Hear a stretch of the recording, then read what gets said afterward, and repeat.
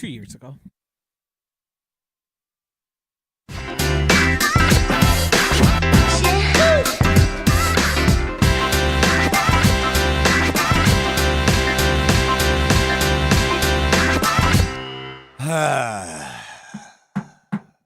Friday edition.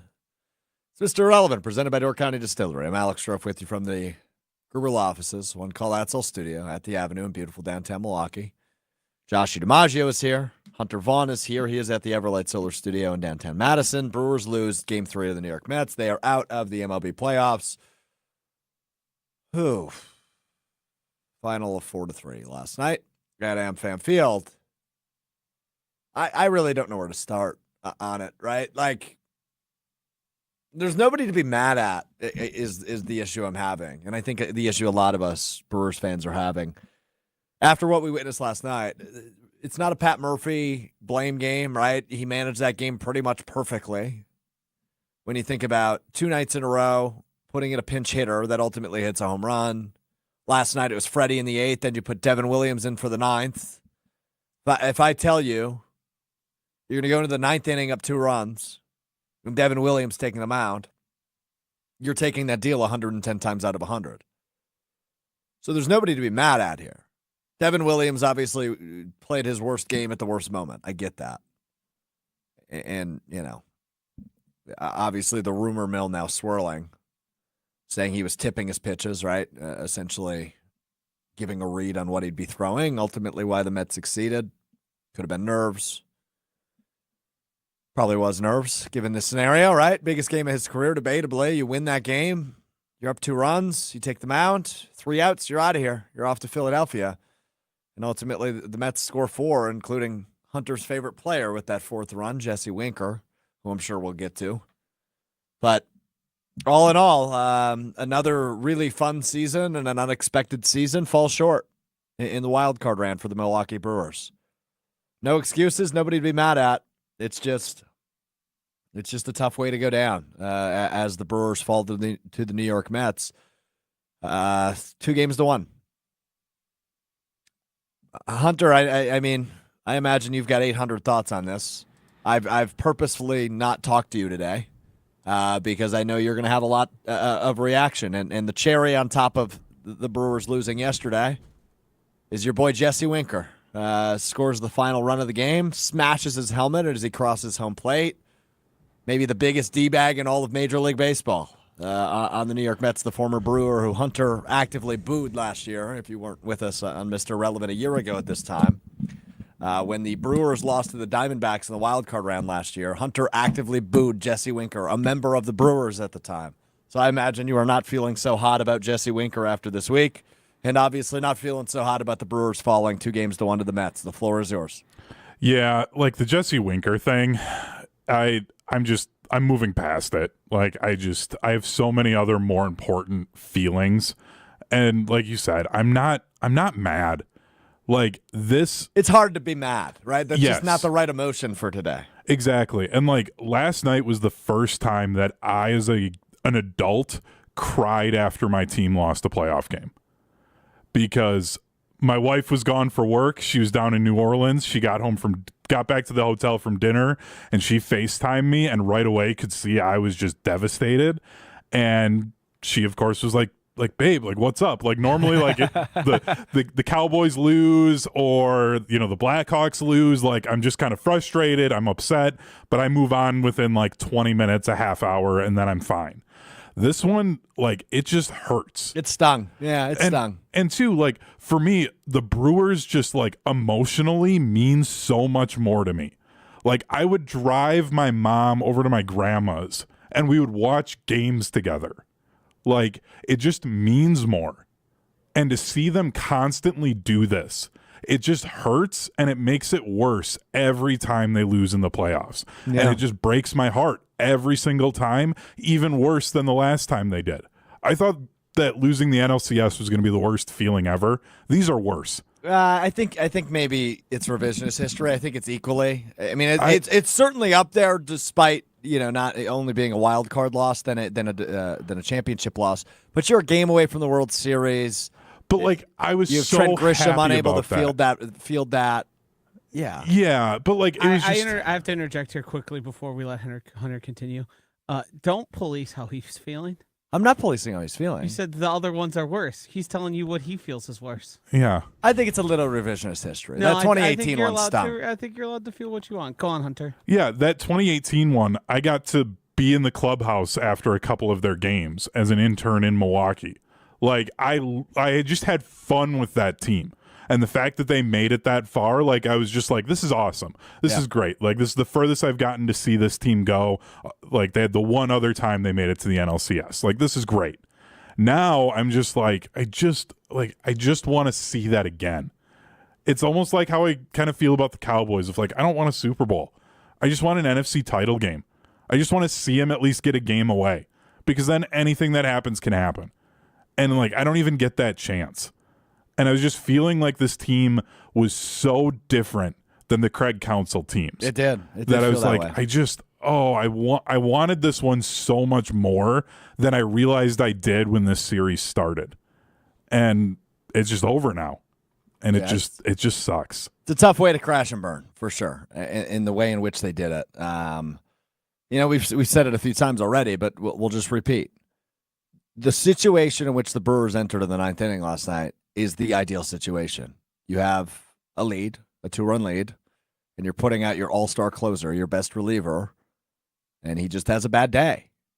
But there are no regrets for putting him in that situation. There are no regrets for Pat Murphy making the decisions he made, because they were the right decisions. Ultimately, it fell short yesterday. Joshy. What makes this all worse is there's no one you can really point to anger at, which anger isn't necessarily the best way to deal with emotions. But that's true. Most times you lose, you have the, why the hell did XYZ do this? Or what was that? Like, Devin Williams just got beat. I'm not mad at him. I'm actually a little heartbroken for the guy, the way he was post-game. Like, the guy's been one of the best relievers in baseball. I feel for him. Like, I guess you could try and go back to game one and get mad about that fielding opportunity. But I'm past that. You got the big win. You got the win. You got it to a situation in which you win and you go, you lose and you're out. The fact it was so improbable, I read the stat, it was 3-82 teams are in elimination games while down multiple runs entering. Like, it's so improbable. It's so unlikely. And you just watched it all happen right in front of you. Yeah. It's like, I've been here for some brutal losses and in front of microphones. This is the one by far that everyone I've talked to and everyone I've read, whether it be the talk or text line or YouTube chat, it's just like overall bummed. Everybody's just in a place of like sadness and depression. Totally. And like, I think of the other bad losses in recent memory. I mean, my head immediately goes to the 2020 NFC Championship game against the Buccaneers. But the part with coping with that one is you at least have some direction to point the blame, right? You can at least go, hey, this is why we lost. Uh-huh. You don't really have that from last night. No. Devin Williams certainly did not have his best inning, but you didn't respond in the bottom of the ninth. Sal did. That's it, right? I mean, it's just tough. And I will say, as a Sal Frelick, super fan on this program, he was terrific this series, both offensively and defensively. He was awesome, and he stepped up. Other guys didn't, that are making big bucks, right? I mean, you didn't see the bat of Contreras much this series. You didn't see the bat of Rhys Hoskins much this series. But that's a series-long thing, not just the one. I mean, obviously it applies in the one game, but you were in a position to overcome that and get a fresh start on Saturday against the Phillies. And ultimately you crash and burn in the ninth inning. And to your point, Josh, you're right, 3-82, teams down multiple runs entering the ninth inning in an elimination game. Wisconsin sports teams are amazing at finding new ways to lose, creative ways to lose, heartbreaking ways to lose. It's what we're best at. The Packers, the Bucks, the Brewers, the Badgers, Marquette, all of the above. We are so damn good at finding heartbreaking ways to lose. It seems like we do this, carousel 3 times a year minimum of losing games we should have won. And this one feels like it's close to the top of the list for me in terms of, as a sports fan, heartbreaking moments. I didn't know whether or not the Brewers were going to win the World Series. I didn't know whether or not the Brewers were going to get past the Phillies and make the NLCS. But I know they're a damn good team. And I know they're a damn fun team. And they were unbelievable all year at responding to adversity. Backs up against the wall, this team responded all year long. Think about it for a minute. Before the season started, you lose your hometown hero, long-term manager, and Craig Counsell to your arch-rival Chicago Cubs. That's the first kick in the privates. And then you just run through the year, right? Woodruff out for the year. You trade Corbin Burns to the Orioles. You have other guys that come in that you think are going to be superstars, right? Robert Gasser, for example, the pitcher, starts terrifically in his rookie season. Goes down with a season-ending injury. Uribe goes down with a season-ending injury. Hey, how about that outfielder by the name of Christian Yelich? Yeah, former MVP, back to all-star form. Was an all-star starter. What happens at the end of July, shortly after the all-star break? Oh, season-ending back operation. Up teen different starters, up teen different guys that recorded saves. They found so many creative ways to win ball games.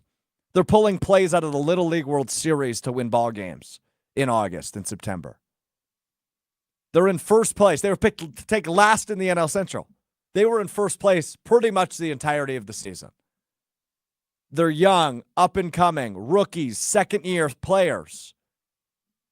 And they just kept finding ways to win. And unfortunately, last night, they couldn't find a way to win in the bottom of the ninth inning. It was a team that had the lead, from the seventh on. You have the most improbable way to take the lead, might I add. Jake Bauers in a pinch-hitting situation. And then Salvatore, my guy, somebody who had not hit a home run since May 15th. It was still spring the last time Sal Frelick hit a home run. He waited until fall to hit his next one. Back-to-back from Bauers. Just improbable. They build this up. We're 3 outs away, 2 outs away, and then all hell breaks loose.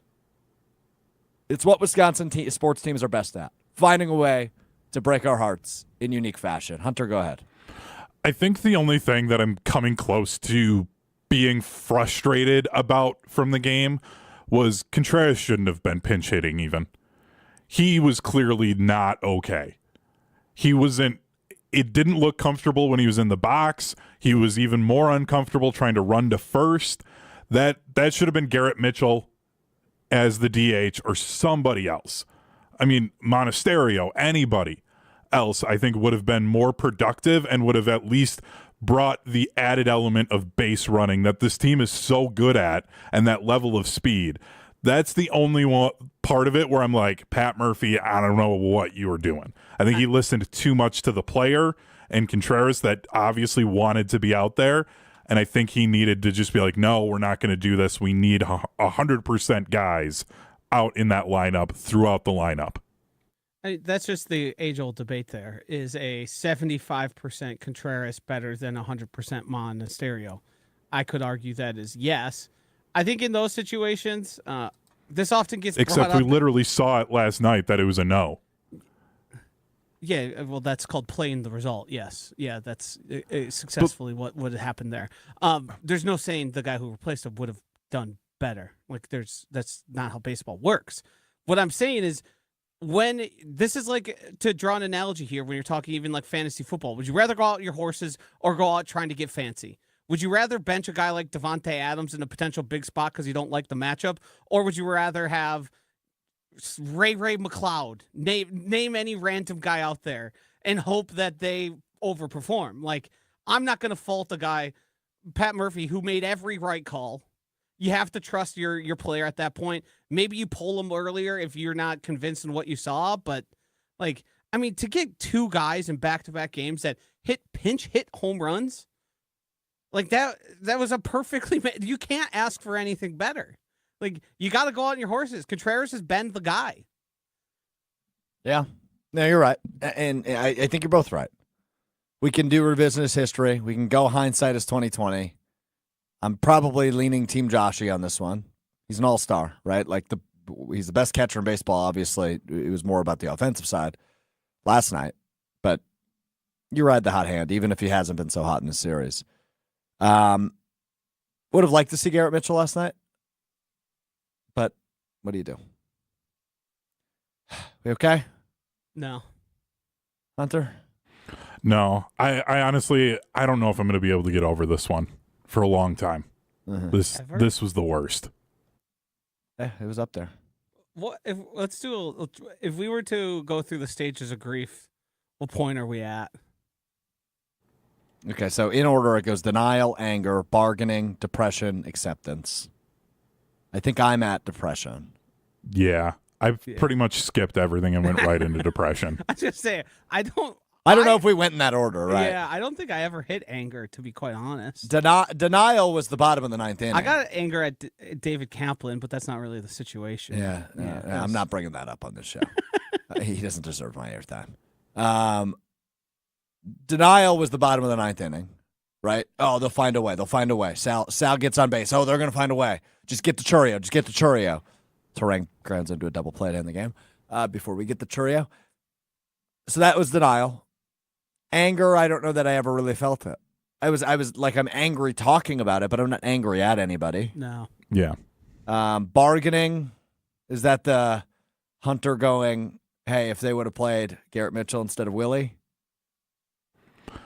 I should say. I don't know. Does that qualify as bargaining? Yeah, I don't really know. Qualifies. Okay, I'm starting to understand that none of us know what the 5 stages of grief are or how they work. I just don't know what bargaining is. Yeah, that one leaves me because you're kind of like consider. I guess it's reflecting on your actions typically in the normal version of the 5 stages of grief. So it is reflecting on the Brewers' actions, and if this would have happened, then this would have been the outcome as bargaining. This is an impossible question, and I wish I would have thought of it earlier.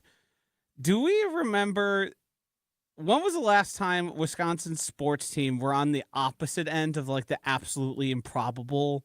Kevin Durant's shoe. It's Kevin Durant's big toe. That feels different to me. I don't know why. It feels like just like that's exactly one it. of those What do you mean? things. Like I'm talking like incredible comeback.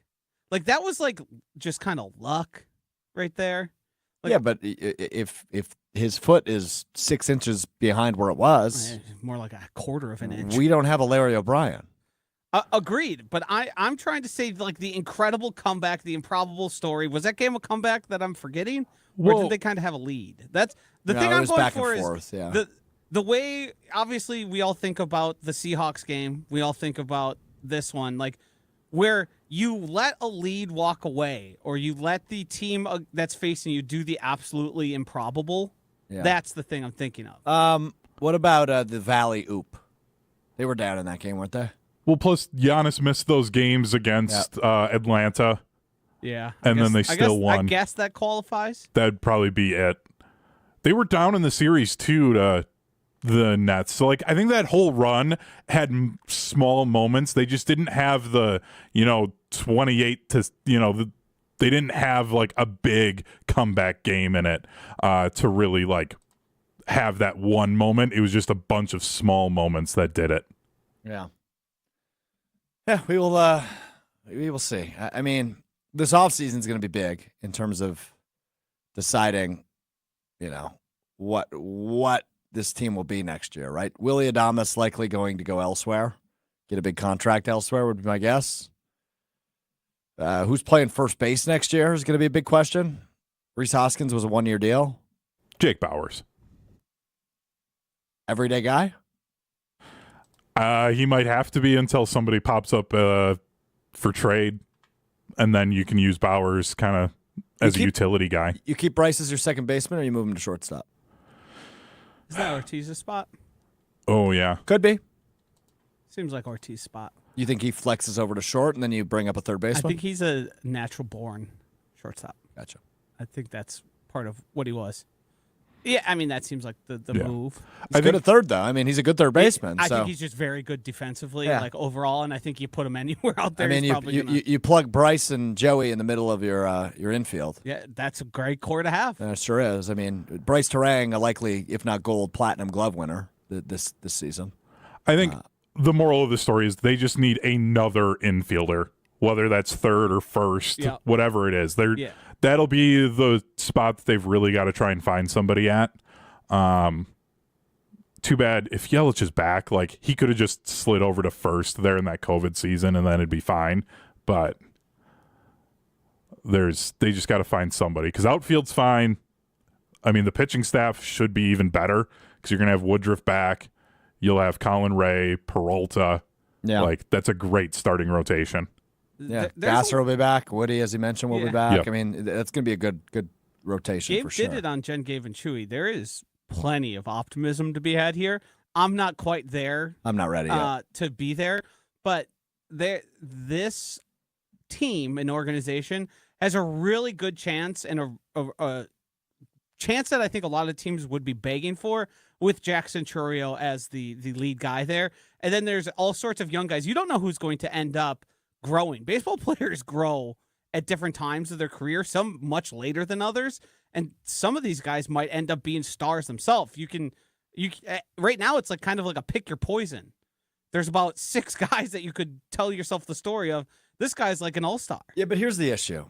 And I'm with you, right? There is plenty of room for optimism. And, you know, when you look at guys like Bryce Terang and Sal Free, like these second-year guys, another year or another offseason, like they can legitimately make quite a leap next year. And Bryce, I feel like he made it this year. Oh, yeah. He can make another one.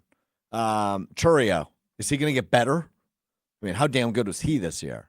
Hard to imagine a 20-year-old not getting better. Right. I mean, so you've got plenty of reason for optimism, but here's the issue I have with it, and it's because we're talking about it today is the issue I have with it. 162 games is a lot. Mm-hmm. The baseball season is a frickin' grind, and to build yourself up the way I know all 3 of us did this year, right? When I moved to Milwaukee in April, I made it a goal to go to as many baseball games as I could, as many Brewers games as I could. I watched more baseball this year than I ever have. I mean, that's it's hands down, and it's not close. I fully bought in on this Brewers team. I mean, Hunter, we've tried to talk about him almost every episode for the last several months. They were a really fun team this year, and you know, it pains me that it's just over like that in a game where you really thought you were going to win. I imagine I'm not the only one who was kind of counting my chickens before they hatched, right? Devin Williams was coming to the mound. You were 3 outs away, then all of a sudden 2 outs away, and you have a 2-run lead. I thought it was over. I was literally forming a text to my wife about buying tickets for an NLDS game.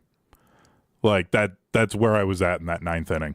Yeah, and then you get a couple on, you walk a guy, you get one more on, you got runners on first and third with 1 out. And Pete Alonso smashes it out. Tough way to go down, man. It's a really tough one. It's a tough pill to swallow. But the Brewers lose 4-2 in Game 3. Their season is over. We'll probably come back to the Brewers, I imagine, before the show's over today. What are you laughing at? It's just I've now done. This is 2.5 hours of Brewers talk. And I'm laughing because I haven't felt better at any point. No, I mean, so for the record, 2.5 hours of Brewers talk with me. Yes. As I filled in on Jen, Gabe, and Chewy with Gabe Neitzel this morning and Joshy, of course. So the 3 of us, me, Gabe, and Josh, you know, we spent all 2 hours of Jen, Gabe, and Chewy and the Brewers loss. Outside of maybe 5 minutes with Jason Wilde, where we previewed a little bit of Packers-Rams. When I've been off the air, I've talked a little bit about the Brewers. Because everybody in this office is deflated. Oh, Joshy, I don't think you've gone upstairs yet. So for those of you, I imagine most of you not in the know, the way our building here at the Avenue works is, so the first floor, which is the ground level floor, which is what we are on right now, is where our studios are. So our studio, 101.7 The Truth and 620 WTMJ's studio, our sister stations, are all on the ground floor. And then up on the second floor is essentially the desks, the workspaces. So sales, marketing, you know, our executive office is upstairs. So we have about, not today, a lot of people are off because it's a Friday, but I would say give or take 40 to 50 people upstairs, a lot of which are big Brewers fans. And I was just talking to, before the show a little bit ago, I was talking to Carrie Mahone, Noni Juice, who is the in-stadium MC for the Milwaukee Brewers. And she goes, yeah, that sucked. And I go, so what'd you say to the crowd at the end of the game? I asked her. She goes, Good news, Alex. We don't say anything at the end of the game. And I go, well, if you had to, what would you say? And she goes, I don't know, maybe see you next year. It's like, yeah, that's a fair point. I don't know what you say in that moment. Because, again, and I brought this up on Gin Game and Chewy, it's not like this game was 6-0 Mets from the second inning. I think we're feeling a hell of a lot differently today if it was 6-0 Mets and they scored 6 of those runs before the fourth inning. Right? The sausage races happen. The 50-50 raffles pulled. You do the seventh inning stretch, and the Brewers are down 6-0. You're like, oh, man, it might be over. The Brewers led until like the final moment where they couldn't. And that's what makes this so painful. They got down to 2 outs away from advancing to the NLDS. 2 outs. So it's not like the Mets were leading this whole game. Mets fans were feeling what we ended up feeling for the first 7 innings. They couldn't hit a baseball. Tobias Myers was money. 5 innings, 5 strikeouts, just a couple of hits. The Mets couldn't get anything going. And then the Brewers get something going in the 7th, back-to-back home runs. And I bet Mets fans are deflated. They think it's over. And then all of a sudden it just flips. Brutal, brutal, brutal. You're right, Joshy. I don't feel any better. Not even a little bit better.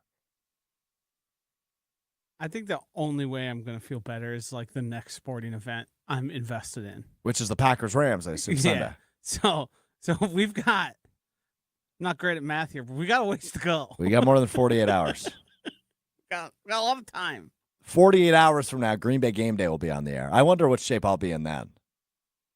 I'll probably find a way to sneak in Brewers talk with John Anderson and Brian Bulag on Sunday. Because I'm still not going to be over it. Brutal. I don't know. I think Joshy just quit the show. Took the headphones off. I think he's leaving. Yeah, I got to record starter pack. I got to talk about the Packers. I don't know how I'm going to do it. Good luck. All right, there you go. Joshy's calling it a day. That's a walk-off. Something the Brewers didn't have in their tank last night.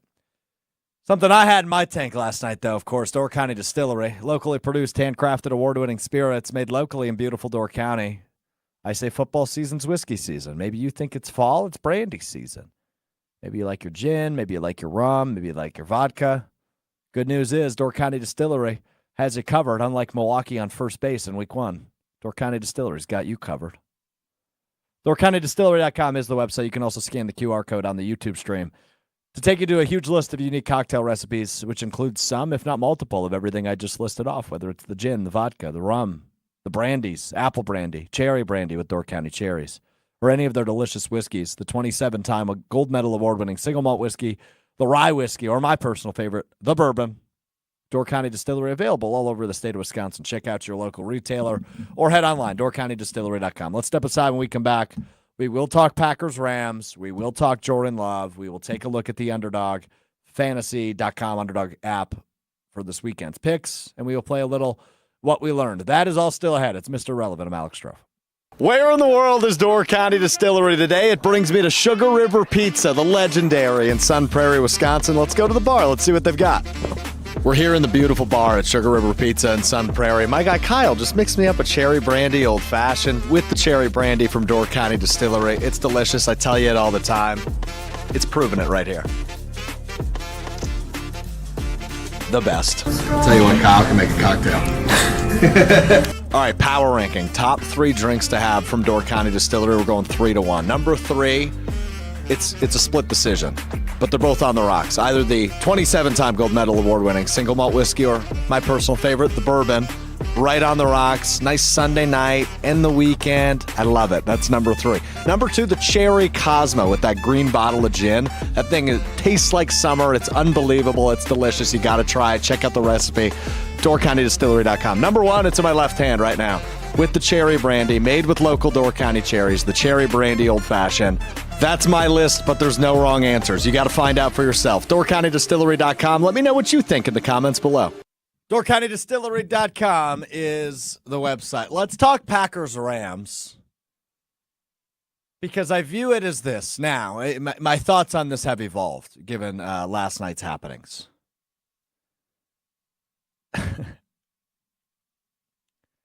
This isn't only a get-right game for the Green Bay Packers. This is a get-right game for Wisconsin sports fans. I want to know what winning feels like again because I rode that high on Wednesday night of Game 2, which I was at, and I had an absolute blast at when the Brewers won. Now you're riding the lowest of lows following last night's collapse. I need to know what winning feels like again, because I am distraught and depressed and upset and disappointed with what happened with the Brewers yesterday. I need to know what winning feels like. So obviously the Packers at 2-2 need a win in terms of to stay within the division race, as the Vikings are undefeated. The Lions are 3-1 as they enter their bye week. You need a win. Got to keep pace with those two other teams. But aside from that, Jordan Love is 0-2, and wins are not a quarterback stat, or losses are not really a quarterback stat, but Jordan Love has not won a game yet this year. So getting that under his belt, getting some confidence back for him as he returns from the MCL sprain is huge. And I just think, this defense needs a game for the first time since Tennessee, right, which was 2 weeks ago, where they just walk away feeling good about their performance, because you don't after last week against Minnesota. The pass rush was non-existent. Xavier McKinney had an interception, which he's had in every game this year. But other than that, I don't know how good you feel about how that defense played recently. So they need a get-right game. The offense needs a get-right game. And Jordan Love needs a get-right game. 3 interceptions last week is no bueno for the Packers quarterback Jordan Love. So there are a ton of reasons why the Packers need to go to L.A. and get one done this weekend. And I think they will. I think they win, right? The Rams are beat up. McVay's a good coach. Stafford's a good quarterback, but that's not to say he's not prone to throwing interceptions. That's not to say, he's going to dice up this defense who had some troubles against Sam Darnold a week ago. I don't think any of that's true. I respect Matt Stafford. I think he'll have a couple of really nice plays because he's a really good quarterback. But in my mind right now as it stands, and Hunter, correct me if you're feeling differently, I just don't see a way in which the Packers lose this weekend. I just feel like they're the better team, and this is a game where I think internally they know they've got to just go get the job done on the road on Sunday. Yeah, the only path that I see for the Rams here is if they somehow force more turnovers and give themselves short fields and convert those to touchdowns. Because, I just don't see this Rams offense without Puka and without Cooper Kupp to be able to drive down the field against the Packers consistently in order to actually get touchdowns. So, they're going to have force a lot of turnovers and somehow not turn the ball over themselves. And that's so hard to ask a team to do if that's your path to beating someone. Yeah, you're right on that. I mean, the other thing with the Rams too, right? If they establish the run game really well and early and they get ahead early, and to your point, right, then start forcing turnovers defensively. But it just doesn't feel like a losable game for the Packers. Given the scenario, given the setup, given where they're going, given the fact the crowd will be similar to Tennessee, in which it is technically a road game, but it feels like a home crowd, everything's going to be working in their favor. Jordan Love has been a full go all week at practice, which is a great sign. He's good to shine. He's good to go. So this just feels like a get-right game and a get-right opportunity for Green Bay as they play the Rams. But it's just so secondary today, this game. I wanted to talk Jordan Love and how he was in his return and what he's talked about this week. I don't think I want to do that. I like the aesthetic of our video stream, headline number 1 being Heartbreak, headline number 4 being Love. But I just don't have the juice nor the energy to really preview this game a whole lot more than that. It feels like a get-right game. It feels like a Packers win. And it feels like an opportunity for the defense to get its feet back under them. That's my analysis. That's all I got. I can't think about anything about the Brewers. That was so heartbreaking. One of the more crushing losses of any sport, of any team that I root for, that I've been a part of. And it was the extreme fashion in which it happened. The game it reminded me of, frankly, was the 2014 NFC Championship game between the Packers and the Seahawks. That's the onside kick game. It felt like that, right? You have the game in the bag. You don't deliver where you need to. And then it all comes crashing down from there. Devin Williams allowing that Pete Alonso home run was kind of Brandon Bostek putting the ball off his helmet on an onside kick. That's what it felt like.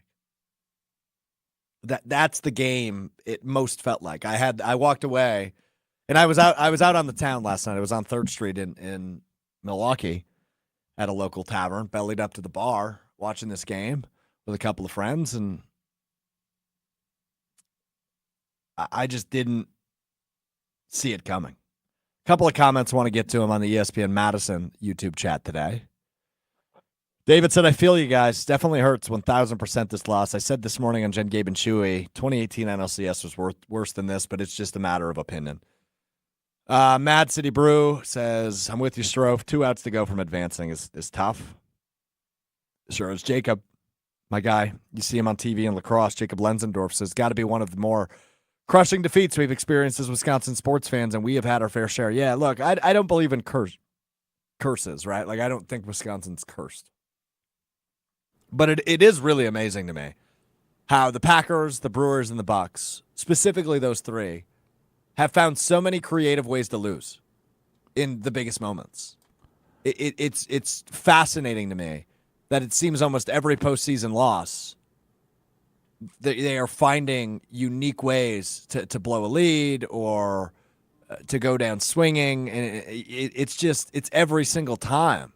And last night had to be the most outrageous of them all. I mean, it's right up there with the 2014 NFC Championship game, where you have a 2-run lead, you bring in one of the best relievers, and not only on your team, in all of baseball, one of the best relievers in all of baseball, and you can't slam the door shut, and the Mets find a way to advance. So you don't think that there was any weird black magic that had to happen because after Giannis's knee bent backwards in the playoffs and he still found a way to come back and play? Like, you don't think there was some weird deal that was made? They're like, okay, the sports gods, we're going to give you this one. Yeah. But you're going to have to suffer for it. Hey, that's the first time I've laughed all day. It's clever. I'll give you that. It's a clever idea. It is a clever theory. You know me, Hunter. I'm all in for a good conspiracy theory. But no, I do not think there was any black magic happening when Giannis returned. I think he's just superhuman. Yeah, I know you're joking. Yeah. But I was gonna say, for me as a sports fan, I've been trying to think back because I've had a lot of heartbreaking losses given being a Cowboys fan. This one is right up there with the Dez caught it game for me. Yeah. Because I'm going to be honest, of all of the Packers-Cowboys matchups that we've had, that game felt like the Cowboys are going to do this. They're going to go into Lambeau. They're going to get it. I know it was Aaron Rodgers, and there still would have been 2 minutes left once DeMarco Murray would have run it in for a touchdown there. But it felt like it was going to happen. And then to have that call overturned, I was devastated for days. And this one, luckily I'm going to the Badger football game on Saturday, so I can just get rid of my sorrows that way. But, man, I don't know how I'm going to get over this. Yeah, I'm with you. I do want to talk some Badgers at some point. We'll probably save that for what we learned. And we'll talk Chaz Malusi and a little bit about this game coming up against Purdue tomorrow. It's an 11 a.m. kickoff at Camp Randall Stadium. Badgers 12.5-point favorites against Purdue tomorrow, who's luckily one of the worst teams in the Big Ten. Speaking of bounce-back game and get-right game, the Badgers desperately need one. Helps that Purdue fired their OC, too. So it does, but they're in a much worse spot than the Badgers are. I guess I won't argue with that. I think this will be a 3-touchdown win. Things are going to be okay. That'll be a good teaser then for Sunday for the Packers. It's going to be okay. I know it doesn't feel like it right now. And it's crazy that the doomsday fan on this show is the one saying this. Yeah, what's going on here? We're going to be okay. I don't know when it's going to happen, but the Brewers are going to win a World Series at some point. It will happen. The Packers, as much as this sucks for me to say too, they're going to win a Super Bowl again. It's going to happen. Wow. We got to get through this pain right now. We've got to go through this, because then it'll just mean so much more when it finally does happen. Wow. That was beautiful. Thank you. You're welcome. I just didn't see that coming from you. I'm growing. I'm evolving. Yeah, this is that. No, I'm actually worried about you now. Given the traumatic event that we witnessed last night, for you to talk like that, I'm worried about you. I'm just like, I don't know what I'm supposed to do. What do you really want me to sit here and complain about Jesse Winker, that bum that goes 6 pitches and 2 at bats last year in the playoffs, and then he's shocked that he's getting booed at AmFam Field, so he has to slam down his helmet like this he's is like, this is what I was expecting. This is what I was expecting. I'm trying to grow here, but fine. This is what you wanted. Like, great, Jesse. Congratulations. You won a playoff game. You finally showed up in the playoffs. Yeah. Your trash ass was hitting 215 all year. You finally get 2 hits, and oh, man, now I'm a superstar. Now I'm going to be loud. Yeah. Like, get out of here. No, He's you're right. such a bum. He is. I'm with you on that. Oh, man, that's good. I was laughing so hard I was crying, and then an eyelash fell out, so I'm dealing with a right eye issue right now. I'm probable to continue. Let's take a look at our Underdog picks for the weekend. Underdog app, UnderdogFantasy.com. You play the Pick'em game. You just look at players' projections. You pick higher or lower on players' projections on the Underdog app or UnderdogFantasy.com. When you sign up, you got to use the promo code Good Karma because it unlocks great opportunity for you. The first opportunity it will unlock for you by using the promo code Good Karma, all one word, GOODKARMA, Good Karma at sign up on the Underdog app or UnderdogFantasy.com. You will get up to $1,000 match on your initial deposit. So when you deposit money into the Underdog app or UnderdogFantasy.com, they'll match your deposit with up to $1,000 in bonus cash. You put $50 in, you get $50. You're up to $100. That's fantastic. Up to $1,000. You put $999 in, you get $999 in bonus cash. And then all you can do, you go into the Pick'em game. I play football. I tried a little bit with baseball. It didn't work out this week. Also because I was being biased towards my Milwaukee boys. But I've had a really good football season, though. We've been giving out winners on this show. And I do have my picks in for Packers-Rams. I have Jordan Love higher than 22 completions. I think he'll be higher than 22. I don't think much higher because I do think the Packers will lead this game throughout, but I think he will complete more than 22 passes. I have him higher than 22 completions. I have Matthew Stafford higher than half of an interception. Does Xavier McKinney get another one? Well, I'll find out together. I say yes. Matthew Stafford higher than 0.5 interceptions. And then wide receiver 1, Jaden Reed higher than half of a rush or receiving touchdown. So that's Jordan Love higher, 22 completions. Matthew Stafford higher, half of an interception. Jaden Reed higher than half of a rushing or receiving touchdown. That will give you 5.4 times your money. $20 to win $108 on the Underdog app or UnderdogFantasy.com. Use promo code Good Karma at sign up. All right, let's give some final thoughts here on what we learned. Because I do want to start with this, Hunter, and I was going to use this as the what we learned. It just didn't feel right given the Brewers stuff, but we're taking a big breath. I'm sure we'll have some more Brewers thoughts before we wrap up, but let's do what we learn now. What we learn is Chez Malusi's collegiate football career is over. Chez Malusi has stepped away from the Wisconsin Badgers program for the 3rd straight year, dealing with some injuries.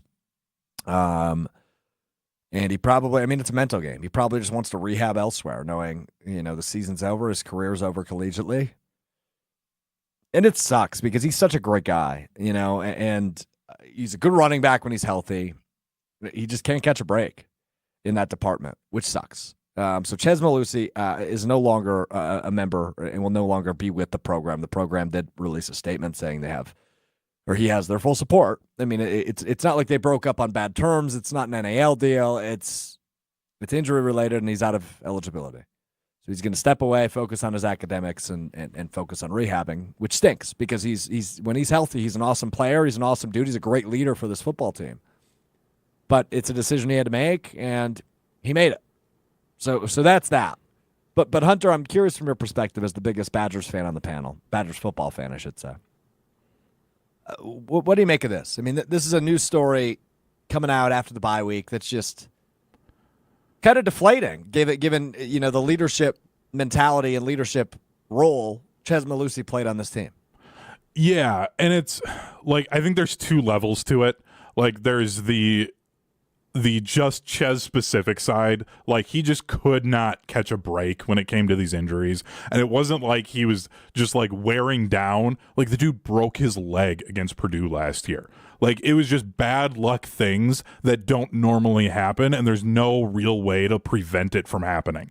So it's just like what could have been for him, because when he was right, he was really good and really explosive. The other side then for this team, like if this happened last year, I would have been very, very concerned with the locker room because Ches was a leader for this team. I feel better about the team now if he's stepping away, because I feel better about some of the leaders that they have on the team right now and some of the veteran guys that can still, if things start to go south here against Purdue at some point in the game, can help rally the team and get them going again. But that's still like you lose a big loud voice in that locker room. It's going to be tough when they start to see even more adversity than they've already seen this year. Yeah, I mean, hopefully it's a get-right game tomorrow. Purdue's bad, as you mentioned, fired their offensive coordinator. I like Ryan Walters, their head coach, but only in year 2, as is Luke Fickell, trying to rebuild that program. I'm curious to see what that game looks like. I mentioned the Badgers, I think 15.5-point favorites, I said. Or is it 12.5? Now I got to look. I don't remember what I said. It's moved a little bit this week. It's been kind of going back and forth. 12.5 it's down to. Ooh. Can the Badgers win by 2 touchdowns? Sure. I mean, Tyree Walker's a really good running back. We'll see what everybody's capable of. But, I mean, when you look at the depth chart from week 1, Tyler Van Dyke at quarterback, Ches Malusi at running back, neither of those guys are available. And now it's Braden Locke and Tyree Walker. That offense is already dealing with a ton of adversity, and they're only through a few games, 2-2. I do think that this could be a really big game for Locke, just given the fact that like last year when he came in and he played against, he comes in, he plays against Ohio State, he plays against Illinois, but he knew he was the stopgap for Tanner Mordecai to come back. Now he's the guy unless things really fall apart. Like it's his job. Because then if things fall apart, then they're obviously going to, in the last 4 games, go to Mabry Matoyer and see what he can do as a freshman quarterback, but they want to reserve his red shirt. So, like, he knows that he is the quarterback for the Wisconsin Badgers right now, and I think that's a level of confidence that he can have for himself of, okay, I had 2 weeks to go into USC. Now I've got a week to see what I did there and build upon it for the next week because I know that I'm starting against Purdue. And it isn't a like, oh, is somebody going to be ready to go and be healthy to take the spot over? I'm expecting a big game from him. As we talked about earlier this week with the guys from the Damn Sports Show, I'm not great with predictions, so we'll see. Like I predicted game 2 to be a like small ball game, and all it was home runs. So what do I know? Yeah, that's fair. Okay. Badgers, Packers, Brewers, we covered it all. Hunter, I do have another what we learned. So I do too. I will let you go ahead. Okay. Mine is not at all sports related. I like that. I'm okay with that. So there was a saying that there used to be that the sun never sets on the British Empire, meaning that Here we're going. Okay. the land across the globe, there was always somewhere that the sun was shining on British territory. Yep. Depending on when the British Empire now or England gives up some land that they had in the Indian Ocean and a couple of islands, there will actually be a point in our history where the sun won't shine on the British Empire. And that'll be March 21st of 2025, given the length of the daytime that will finally, after almost 300 years, no longer be true. Wow. So I was fascinated by that. What day of the week is that? What's the date on that you said? Friday, the 21st of March. So, wow. We have a show that day. Yeah. That might be a big deal. Well, that's going to be the week of the NCAA tournament, I would imagine, as well. This is more important. I mean, yeah. We'll be watching college hoops and talking about the sun never sets on the British Empire? Yes. And the sun actually setting potentially that day on the British Empire. Unbelievable. Good stuff there. I'm going to go back to the sports world, but I just want to tell you something that I think is a brilliant idea, and I think maybe we should do on the show. So Mike Gundy, the head coach of Oklahoma State, does a weekly radio show, as a lot of coaches do in collegiate sports. Did you know where? Did you read this article, Hunter? No, I have no idea where you're going with this. Okay, so he does it. We call them remote broadcasts in our business, right? When you're out at somewhere that's not the studio. So his remote broadcast is done at Legacy Village, which is a retirement home. That's incredible. And it has sparked new life, he said. He said it's by far the best atmosphere they've ever done the show in. So they do the weekly radio show in a retirement home, and it's all like these people in their 70s, 80s, and 90s that are all huge Oklahoma State fans, and they fill out the this giant ballroom in said retirement home for the Mike Gundy radio show. And I guess, in terms of the radio show, it's the best questions he said he's ever got. Quote, "This is by far the best setting we've ever done this from. I love it," end quote, from Mike Gundy. And then, some of the residents go on to say that because the radio show is there now, it has fueled their game day tailgates, which they have in their lobby. And, every Monday is when they do the show on their 4th floor ballroom. And it's just packed every week. They had to start cutting people off that live in said community home because so many people started to show up because they heard how much of a party this was. People are showing up at the ballroom several hours ahead of time. This is awesome. I love this for Mike Gundy. So I'm also thinking that the Kohl Center needs to learn a little bit about that so the olds can get some energy there because that place is kind of like a retirement home at times too. Got him. Damn. Hunter's lashing out. All right. Rapid fire. Badgers win by how much? 20. Packers win, yes or no? Yes. Double digits. Who wins the NL? It's going to be the Mets just because that's how it goes. Yeah, that is how it goes. I will take the Dodgers, though. I think we're going to get it. Who wins the AL? Got to be the Yankees, right? Yeah. At this point, why not? Just have the evil empires go at it. I think, I will spin it. I was talking to somebody about this yesterday. I'm so sick of the large markets and, the teams that are always there. But one time we should get Aaron Judge versus Shohei Ohtani, right? We need it once. Yeah, and I'm happy to get to see Shohei Ohtani in the playoffs finally. Yeah. I want Mike Trout to leave the Angels so we can actually see him in the playoffs too. It's fair. That will be fun, and he is incredible to see. I've seen him a couple of times now. He is just incredible to watch play baseball. But yeah, I guess I'm okay with it every few years getting a New York LA World Series or NBA Finals. That is fun, but I don't want it all the time. You might get the Knicks in the finals. I don't think you're getting either the Lakers or the Clippers though this year. No, and that's why give it 7-8 years and Bronny somehow becomes a good role player for the Lakers and they somehow get to the finals. The Bucks season tips off in less than 3 weeks. Their preseason tips off tomorrow in Detroit. Yeah. NHL starts Tuesday.